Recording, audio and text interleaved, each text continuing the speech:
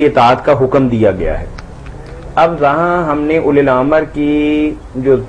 تخصیص کرنی ہے کہ وہ اولی الامر کون ہے، یہ سوال ہے بھائی کا، کیونکہ دینی جماعتیں ہیں، روحانی جماعتیں ہیں، سیاسی جماعتیں ہیں، ایک ہی بات کو لے کے بھی میں چونکہ صاحب امر ہوں اور آپ پر اطاعت میری واجب ہے، اور اگر آپ میری اطاعت کو چھوڑتے ہیں تو آپ اسلام سے نکل جاتے ہیں وغیرہ وغیرہ۔ اور دینی جماعتوں میں بھی آپ دیکھتے ہیں کہ بعض اوقات جب اس کے خلاف تحریک عدم اعتماد آتی ہے تو پھر اسی طرح کی آیات مبارکہ وہ تلاش کر کر کے لاتے ہیں، اور اپنی حیثیت کو بالا تر کرنے کے لیے اور لوگوں کو ڈرانے اور دھمکانے کے لیے کہ تم نفاق کی زندگی یا کفر کی زندگی یا دائرہ اسلام سے باہر کی اطاعت جی بالکل، جو احادیث ہیں اور جو آیات ہیں ان کو اپنے لیے وہ استعمال کرتے ہیں نا کہ ہم بھی امیر ہیں ہماری اطاعت کرو۔ جی علماء اپنا فتویٰ منوانا چاہتے ہیں، وہ بھی کہتے ہیں ہم اولی الامر ہیں، وقت کے ظاہر حاکم اپنے لیے اولی الامر بڑے ہوئے ہیں، اور کئی لوگ تو آگے ہی چلے گئے، وہ کہتے ہیں مسلمان ہونے کی ضرورت نہیں، ہندو ہو، سکھ، انگریز ہو، جو بھی حکومت کر رہا وہ اولی الامر ہی ہیں۔ جیسے مرزا غلام احمد صاحب نے یہ کر دیا، جو بھی ہے اس کے نہیں، آج کل کے جو نئے مرزا ہیں غامدی صاحب وہ بھی اسی طرح کی باتیں کر رہے ہیں۔ تو بات تو طاہر صاحب یہ ہے کہ اولی الامر ہیں تو حکمران ہی، یہ علماء وغیرہ ان کی اطاعت، ان کے فتوے وغیرہ دوسری بہت سی باتیں دین میں ادب آداب کی، اولی الامر جس کا حکم ہوا نا کہ اولی الامر کی اطاعت کرو وہ حکمران ہے۔ امر ہے ہی آرڈر کا نام کہ وہ طاقت ہے ان کے ہاتھ میں، وہ حکم دے سکتے ہیں، نہ مانے تو سزائیں دے سکتے ہیں، آیت بھی اسی لیے اتری جی۔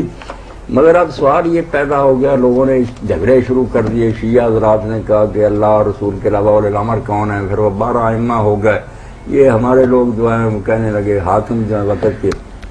اب آیت کریمہ کو دیکھیں نا، دو جگہ یہ بات آئی ہے قرآن مجید میں اولی الامر کی، یہ رسول کریم علیہ السلام کے ماتحت جو تھے نا گورنر حاکموں کی ہے، جو اصل خلیفہ ہے وہ الگ ہے، جو علاقوں میں ہے نا اس کے نمائندے وہ ہیں اولی الامر، ان کا ہے حکم کہ بھائی ان کی اطاعت کرو۔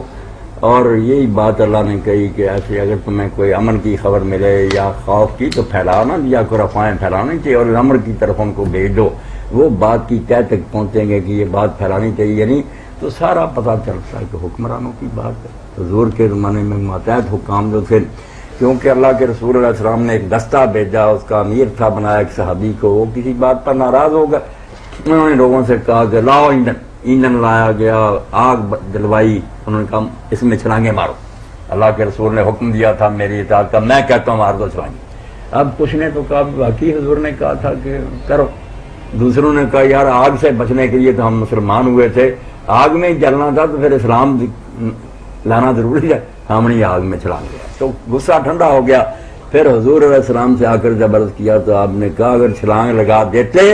کبھی آگ سے نہ نکلتے، جہنم میں بھی رہتے، کسی کی اطاعت نہیں جب اللہ کی نافرمانی، اللہ کا حکم توڑ کر حکم مانے۔ تو یہاں آیت اتری سی، اس لیے ماتحت حکام، اللہ رسول کے ماتحت تو گورنر سے دوسرے۔ السلام علیکم مولانا، کون سی بات؟ اولی الامر کے بارے میں بات فرما رہے تھے آپ۔ اولی الامر کی،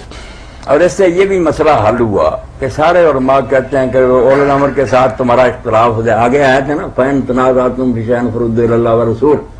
جھگڑا ہو جائے تو اللہ رسول کی طرف لوٹاؤ نا، یہ کہتے ہیں اولی الامر کے ساتھ جھگڑا ہو جائے تو اللہ رسول کی طرف لوٹاؤ۔ اللہ رسول کون ہوگا پھر؟ حکمران سے تمہارا اختلاف ہوا، کون اتھارٹی ہے جس کے پاس اختلاف جائے گا بتاؤ نا، ایک طرف رعایا ایک طرف حاکم ہے، اللہ رسول تو اب ہے نہیں، قرآن و سنت سے فیصلہ کرو، قرآن و سنت کا جھگڑا، وہ کہتا قرآن و سنت یہ ہے، کوئی حل نہیں اس کا، بالکل یہ بات نہیں، نہ اس کا یہ مطلب ہے کہ اللہ رسول کی طرف لوٹاؤ حاکموں کے علاوہ، حاکموں کے پاس ہی لوٹانا، بات ٹھیک تمہارا آپس میں جھگڑا ہو جائے، حکمرانوں کا نہیں، کہ رعایا کا اگر آپس میں جھگڑا ہو جائے تو حکمرانوں کی طرف اس کو لوٹاؤ، اللہ رسول کی جگہ وہی ہے، باقی اگر حکمران ہی دین چھوڑ جائے تو کیوں رہنے دینا اس کو، ووٹ کر دفاع کرو، اگر وہ واقعی نیک ہے، خلیفہ راشد ہے تو پھر اللہ رسول کی جگہ وہی بیٹھے گا، وہی فیصلے کرے، تنازع ریت کی، ریت کے تنازعوں کا حل ہوگا، ورنہ کوئی جگہ رہ ہی نہیں، فیصلہ کون کرے، حکمران کہتا رہے گا میں سچا تم کہ انارکی پھیل جائے گی۔ تو یہ نہیں ترجمہ کرنا چاہیے کہ حاکموں کے ساتھ جھگڑا ہو جاتا اللہ رسول کی طرف لے، یہ حضور کی زندگی میں جو ممکن تھا کہ اگر ہو گیا تو لے جائے، بعد میں کیا ہوگا پھر کس جگہ جائیں گے؟